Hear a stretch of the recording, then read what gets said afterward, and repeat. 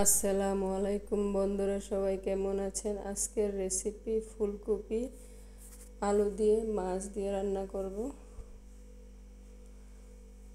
শীত প্রায় চলেই গেছে, ফুলকপি শেষ পর্যায়ে আজকে রান্না করলাম। দেখবেন, ভালো লাগলে লাইক করবেন, শেয়ার করবেন আর আমার চ্যানেলটাকে সাবস্ক্রাইব করবে, পাশে থাকবেন।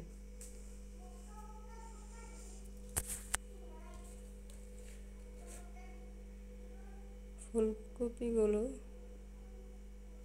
একটু ভাজি করে নিলাম হলুদ লবণ দিয়ে।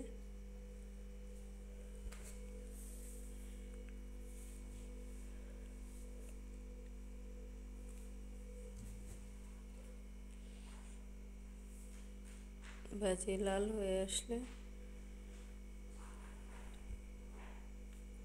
পানি দিয়ে মশলাগুলো দিয়ে দেব।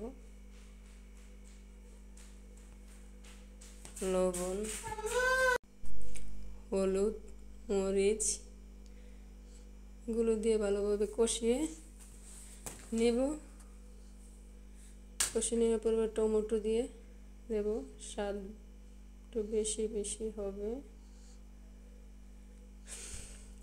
টমেটো রান্না দিলে অনেক স্বাদ হয়।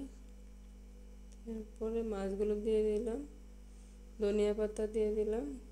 অল্প সময়ের মধ্যে দেখানোর চেষ্টা করেছি। যারা যারা এই পর্যন্ত দেখেছেন তাদেরকে অসংখ্য ধন্যবাদ।